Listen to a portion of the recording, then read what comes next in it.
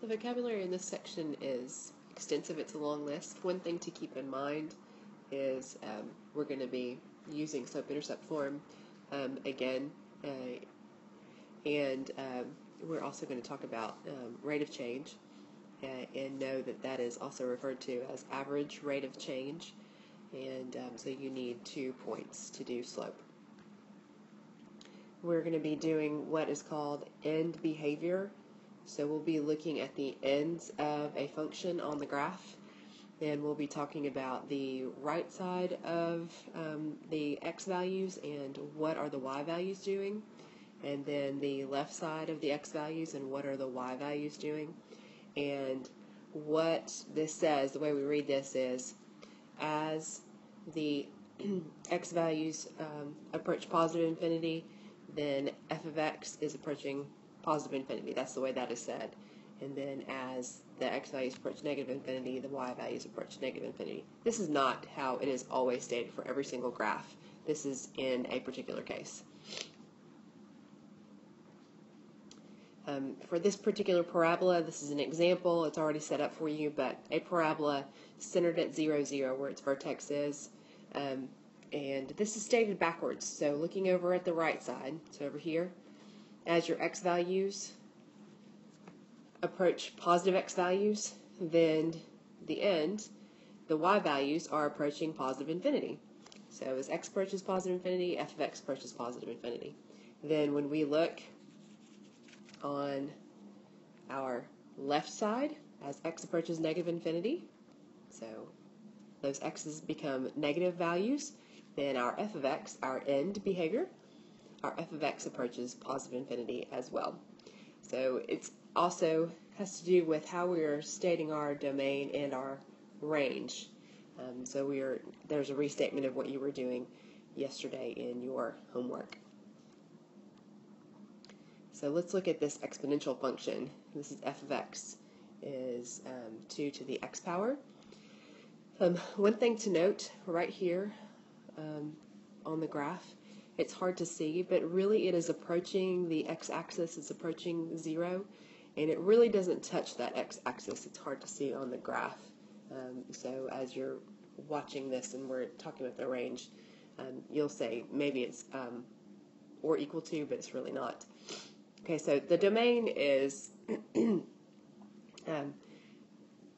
it's growing this way and to the left and to the right. It's expanding, so we could go along the graph and it's going to continue to get more and more positive values. It's going to continue to get more and more negative values. The graph is continuing on in both directions, so our domain is negative infinity to positive infinity. So negative infinity less than x less than positive infinity. Of course, your set notation repeats. And then our interval, you can write it negative infinity to positive infinity. As I said before, your range, we're really, you remember we're looking at, do we have y values down below at the bottom of the graph? No, we don't. So we're really just looking up here. Where does the graph begin? Well, no, we don't have anything below this 0 value, and it's actually not going to touch that 0. So your range is all the y values are greater than 0. Then your set notation, you have your brackets. Oh, I'm missing a bracket. You have brackets around and y such that y is greater than 0. And then your interval is going to be, because nothing is below your 0 value, it's going to be 0 to infinity. And remember, you have no square brackets at infinity. And then our end behavior. So as our x values are approaching negative infinity, and really we should start with the left as we're reading left to right. So as x is approaching negative infinity, our y values, what are they doing? Well, they're approaching 0. They're getting closer and closer to 0, but they're not going to touch it. So f of x is going to approach 0. And then let's go ahead and look to the right. I know this is stated backwards, but I like to read left to right. As x is approaching positive values, as x is approaching positive infinity right here, and what is our f of x doing? What are our y values doing? Well, this graph, this function, is continuing to increase. So f of x is approaching positive infinity. It's approaching infinity. And so that is our end behavior. So we're looking at the ends of the graph. And look at this funny function, and we're just going to look at the behavior all through it. So as we look from 1 to 3, what is that function doing? And what are the y values doing? What does that graph look like it's doing? And it asks, is it positive, negative? It's positive. B, between 8 and 9. So right here, is it positive or negative? Well, those values are down here, so it is negative. See, the given function is increasing or decreasing between 2 and 4. So right here, what is that graph doing? Well, it is decreasing 2 to 4.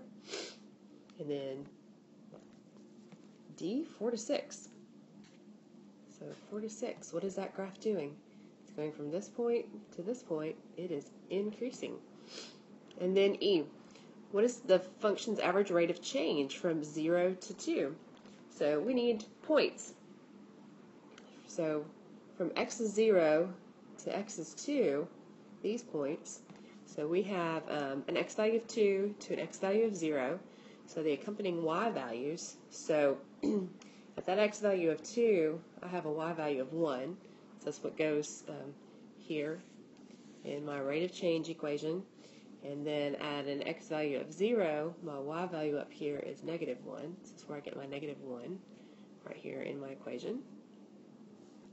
And then I simplify my slope or rate of change equation, and I end up with 1.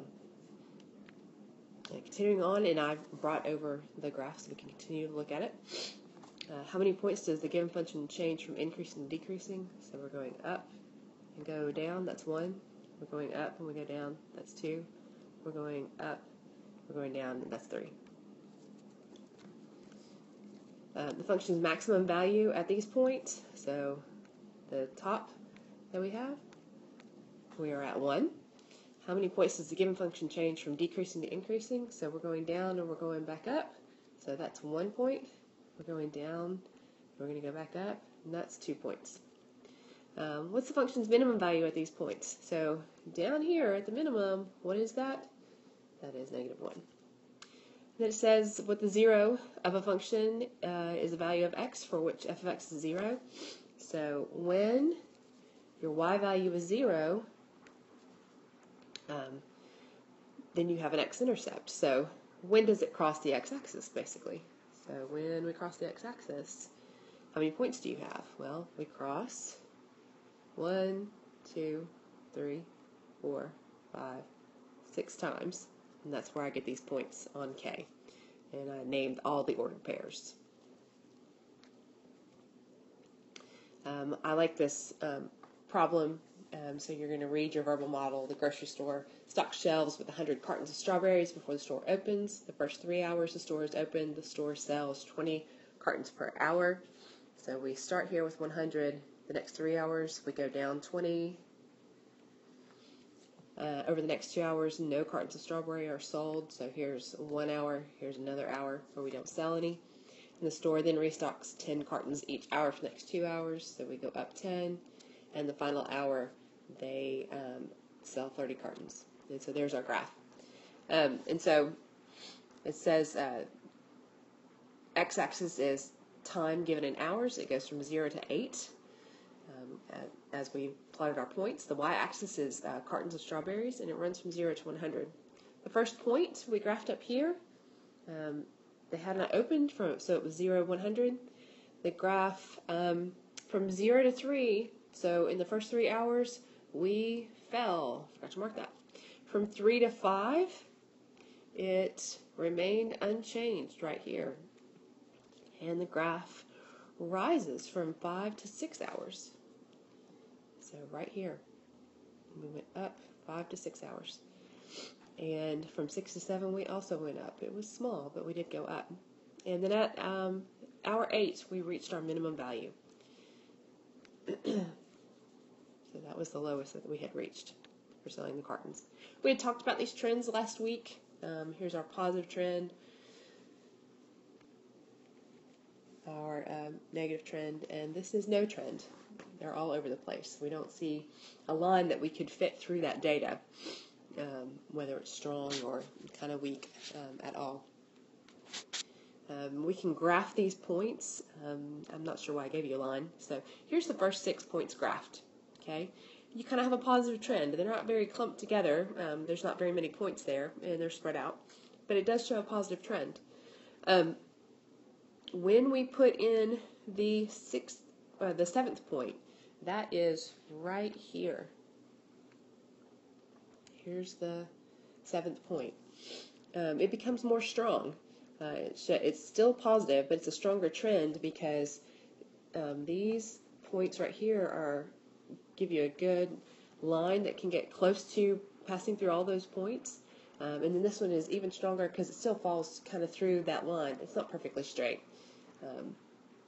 And then you still have these two that are kind of farther out. So really when we do a line of fit, what we would do is get a line that would go as close as possible to all of them.